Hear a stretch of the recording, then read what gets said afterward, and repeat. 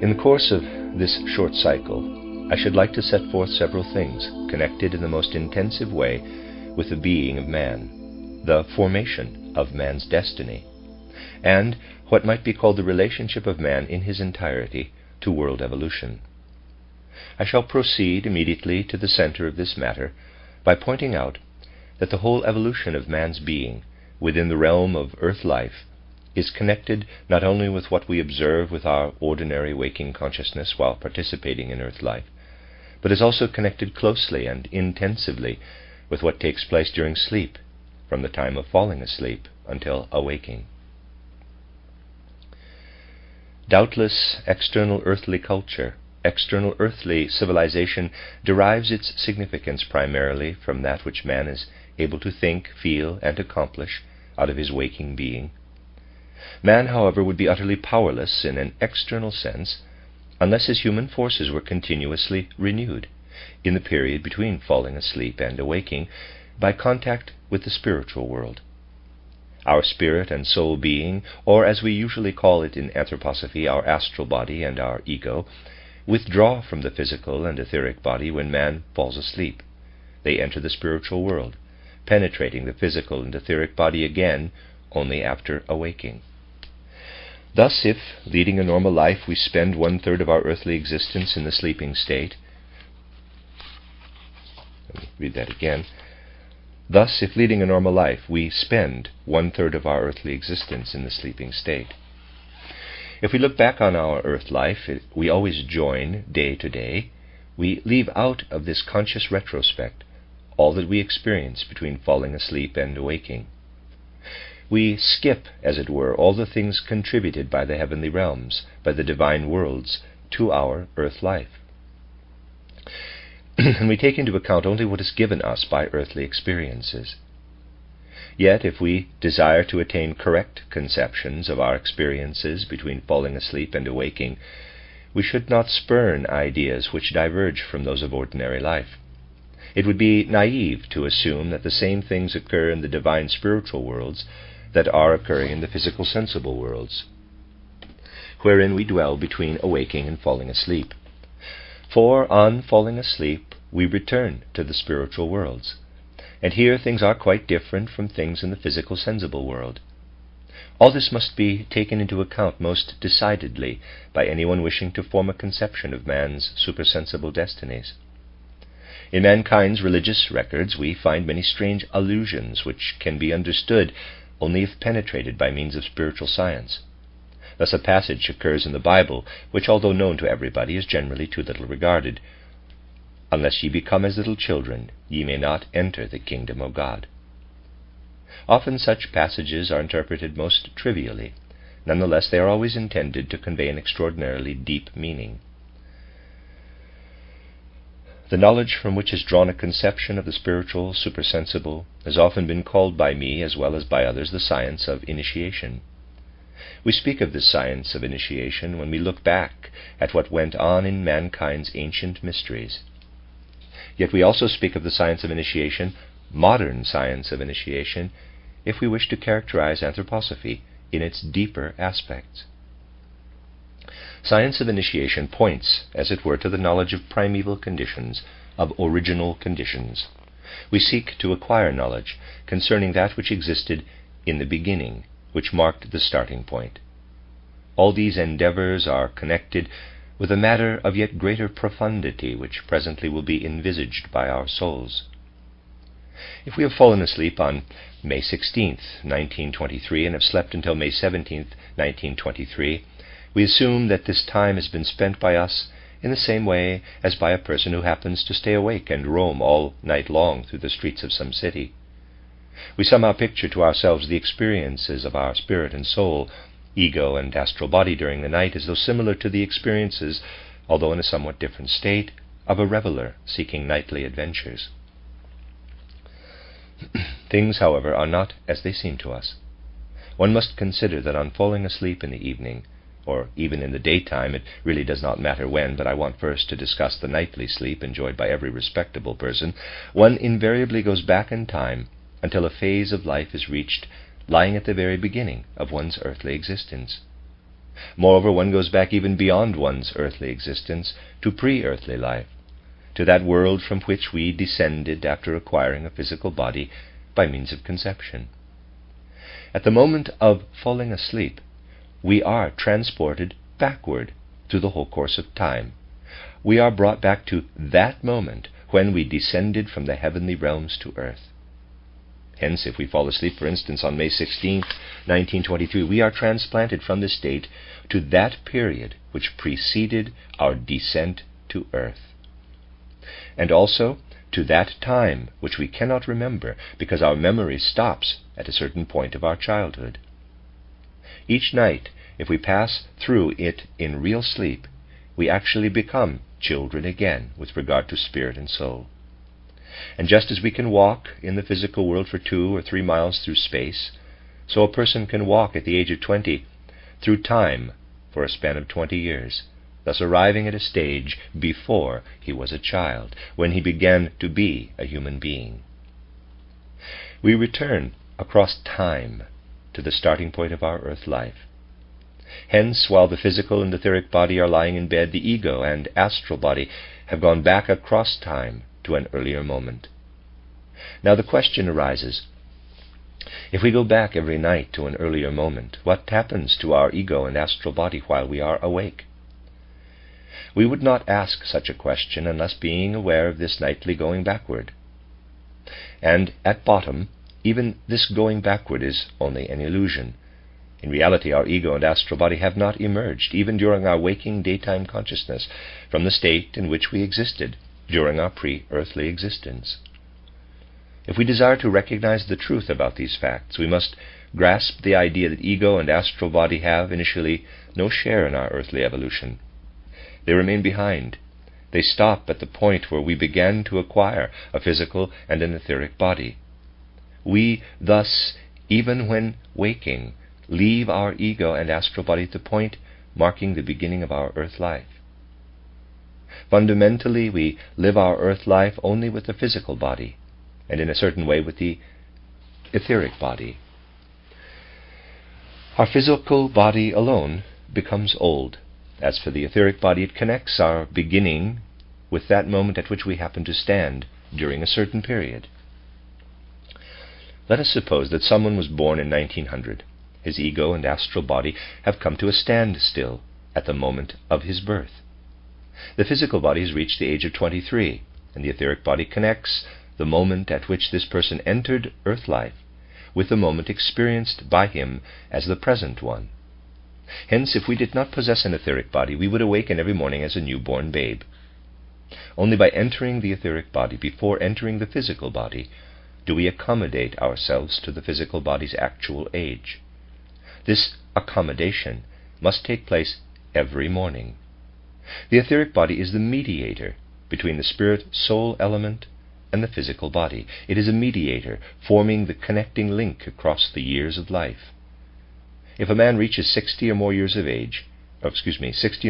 life, the etheric body still forms the link between his very first appearance on earth, the point at which his ego and astral body have remained, and the age of his physical body.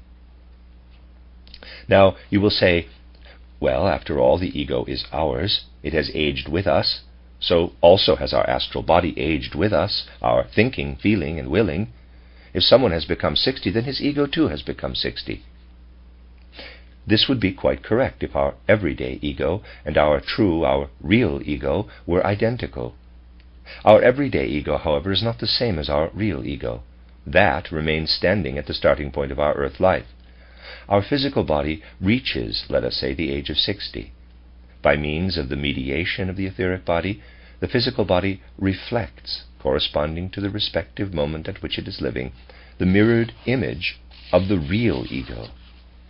And what we see is the mirrored image of the real ego reflected back to us from moment to moment by the physical body, but resulting from something that has not accompanied us into earth life. This mirrored image we call our ego. This mirrored image will naturally grow older as the reflecting apparatus, the physical body, gradually loses the freshness of early childhood and finally becomes wobbly and unstable. Yet this ego, in quotes, which is only the mirrored image of the real ego, appears to age for the sole reason that the reflecting apparatus functions less efficiently after the physical body has grown old.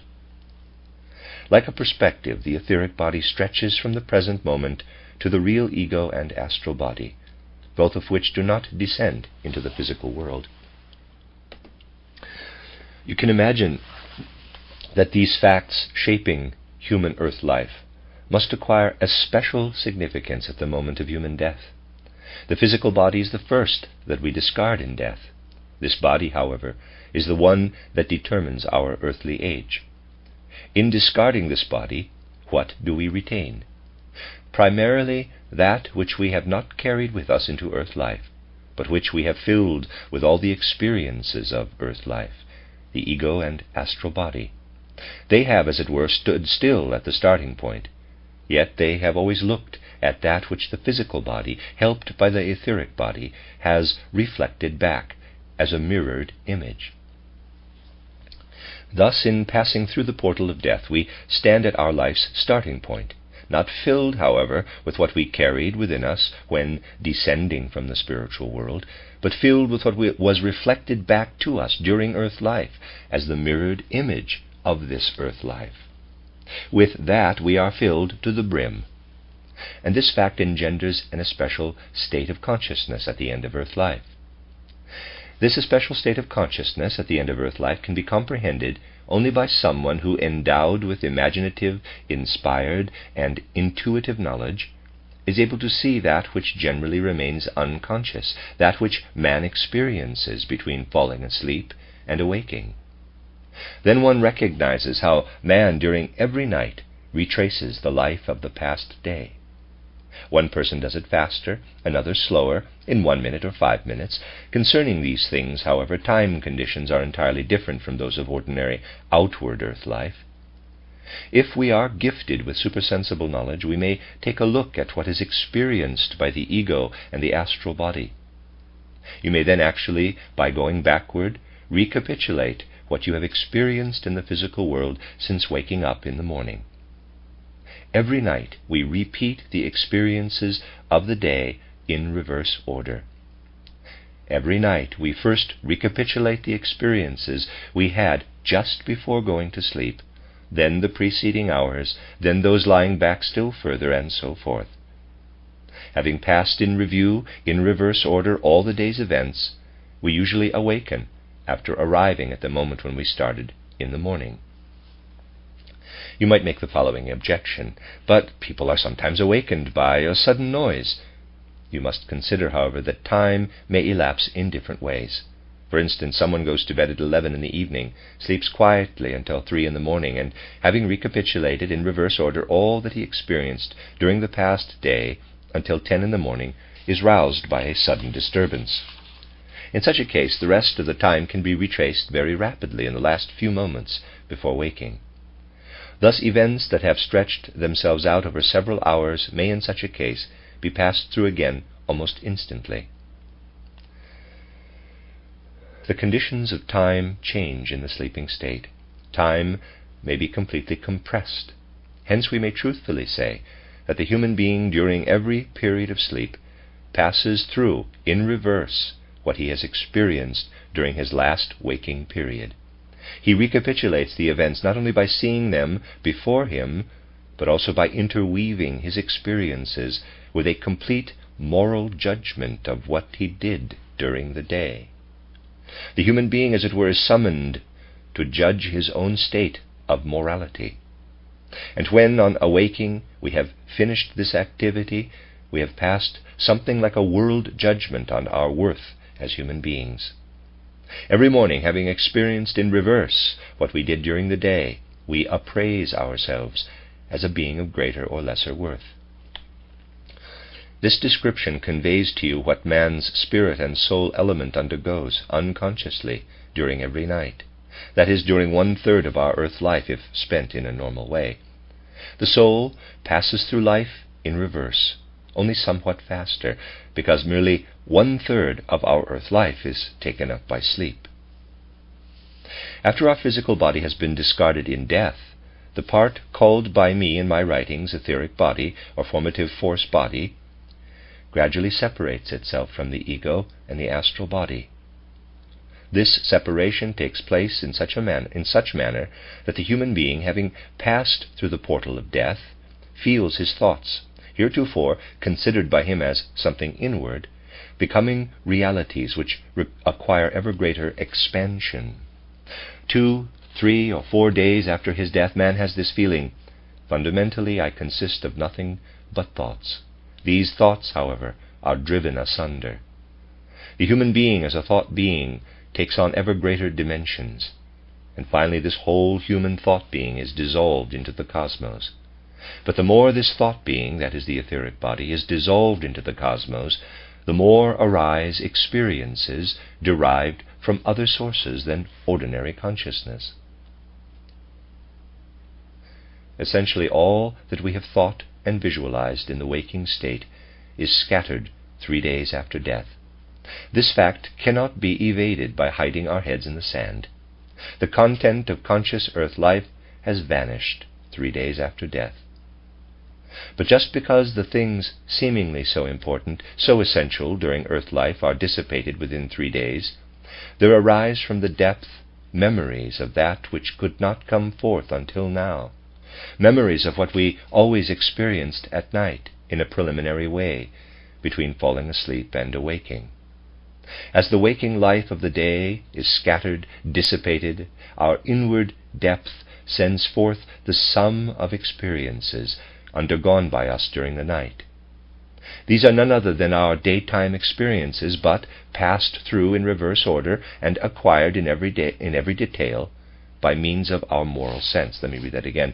These are none other than our daytime experiences, but passed through in reverse order and acquired in every detail by means of our moral sense.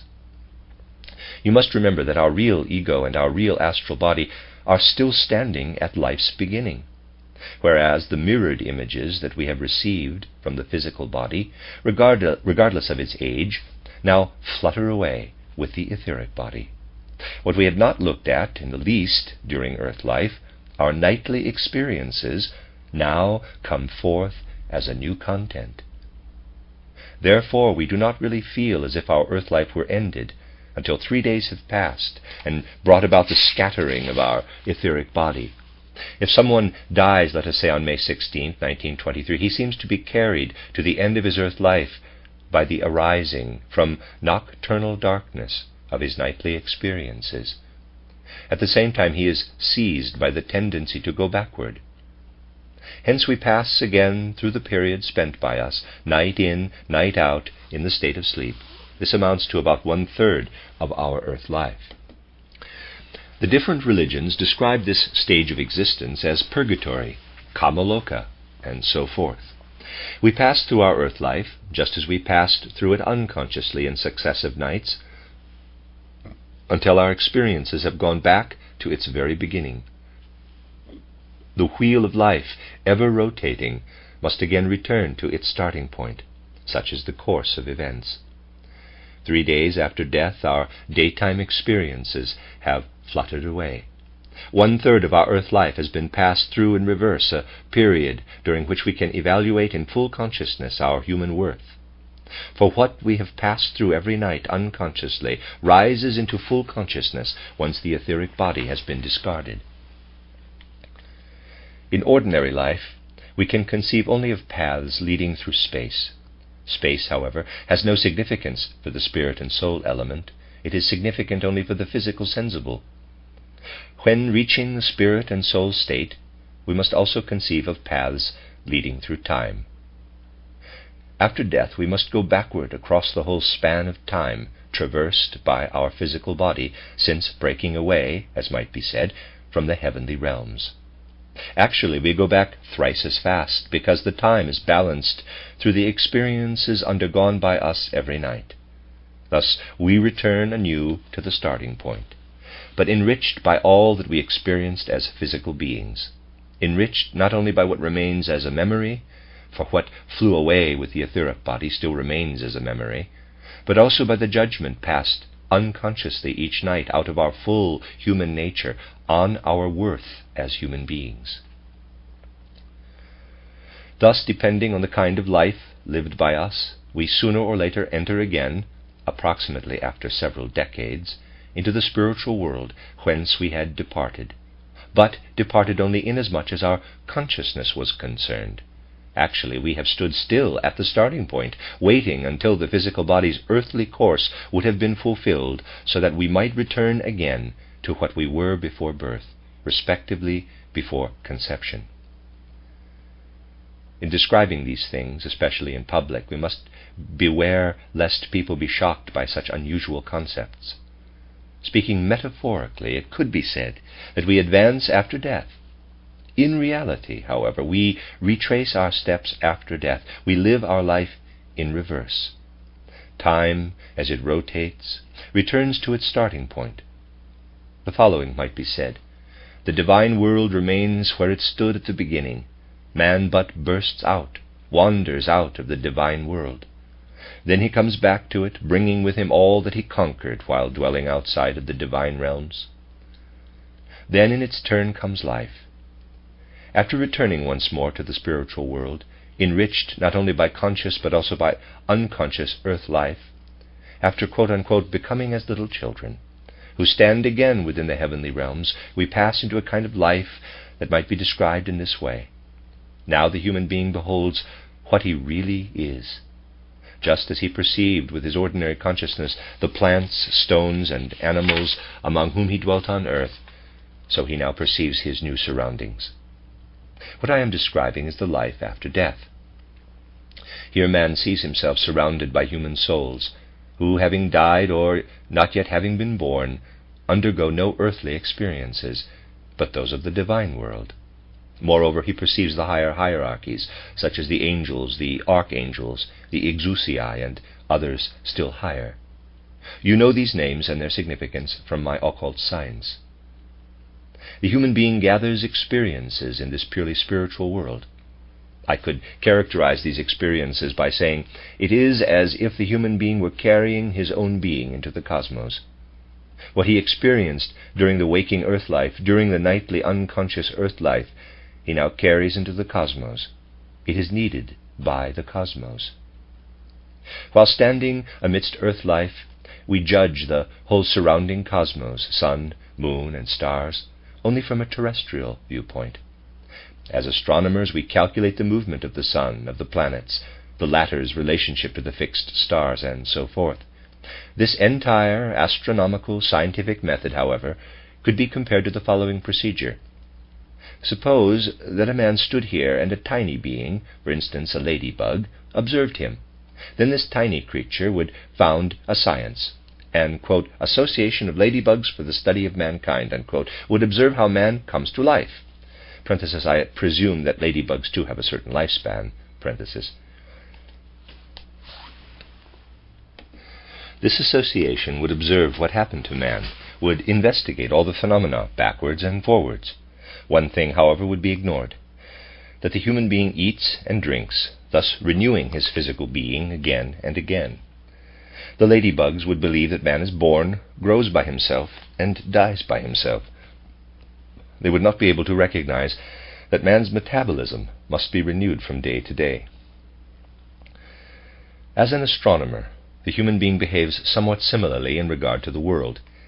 He pays no attention to the fact that the world is a gigantic organism which needs nourishment.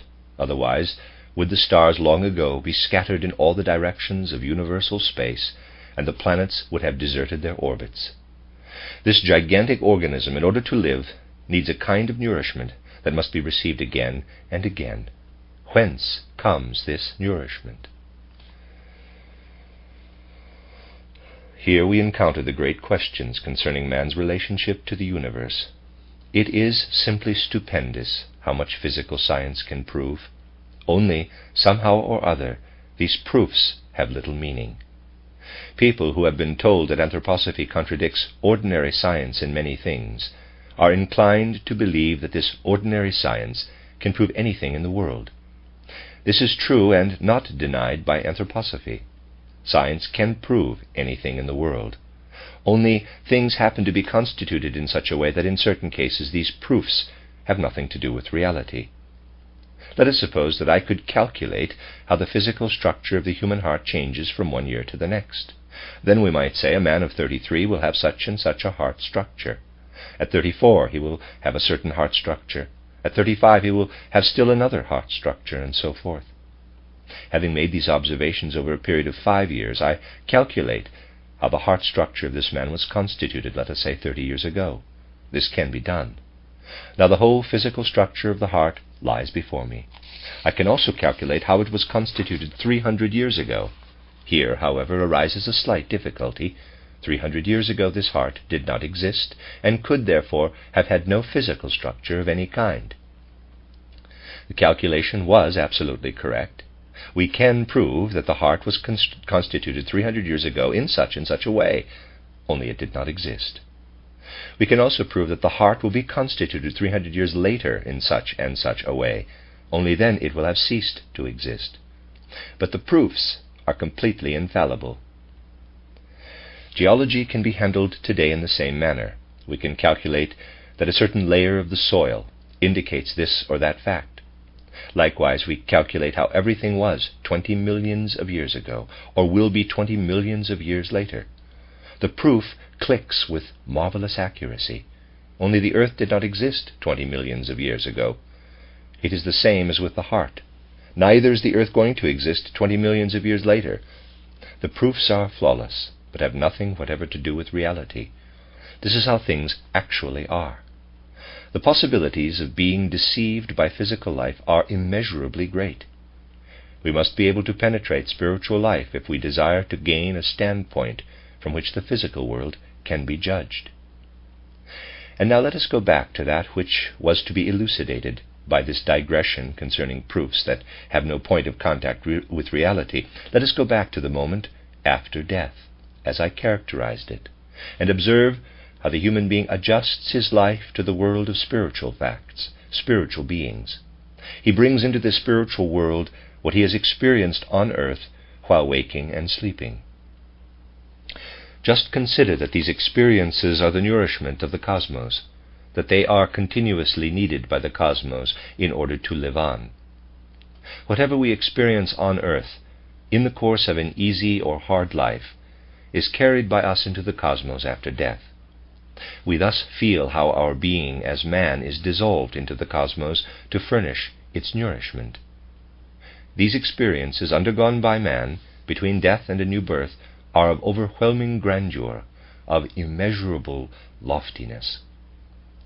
Then comes the moment when man appears to himself no longer as a unity, but as a multiplicity.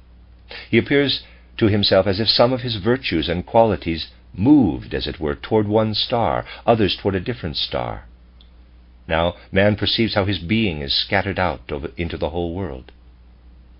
He also perceives how the parts of his being fight with one another, harmonize with one another, disharmonize with one another. Man feels how that which he experienced on earth by day or by night is scattered into the cosmos. And just as we held fast to our nightly experiences when 3 days after death our thoughts, that is the essence of our waking life, dissipated out into the cosmos, and we, concentrating on our nightly experiences, lived again over, but backward, our whole earth life, until the starting point of our earth life is reached. So now, when our entire earthly human experience is scattered out into the cosmos, we hold fast to that which we represent as human beings, belonging to a supersensible world order. Now our real ego emerges from what might be called the Dionysically disjointed human being. Gradually there emerges the consciousness, you are nothing but spirit. You have only dwelt in a physical body, have only passed through, even in the nightly experiences, the events brought upon you by the physical body. You are a spirit among spirits. Now we enter a spiritual existence among spiritual beings, whereas our substance as physical man is scattered and dissolved into the cosmos.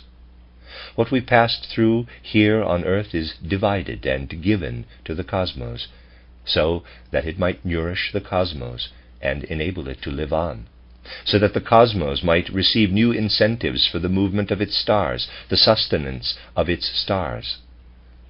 As we must partake of physical nourishment in order to live as physical men between birth and death, so must the cosmos partake of human experiences, take them into itself. Thus we feel ourselves more and more as cosmic men, find our whole being transfused, as it were, into the cosmos, but a cosmos taken in a spiritual sense. And then the moment approaches when we must seek the transition from death to a new birth, from man become cosmos to cosmos become man. We have ascended by identifying ourselves more and more with the cosmos. A moment comes, I have called it in my mystery plays, the great midnight hour of existence, which brings to us this feeling. We must again become human beings. What we carried into the cosmos must be returned to us by the cosmos, so that we may come back to earth. Today it was my foremost purpose to describe man's being as it is carried out of earth life into the vast cosmic space. Thus this sketch, which will be enlarged upon during the coming days, has placed us into the center of life between death and a new birth.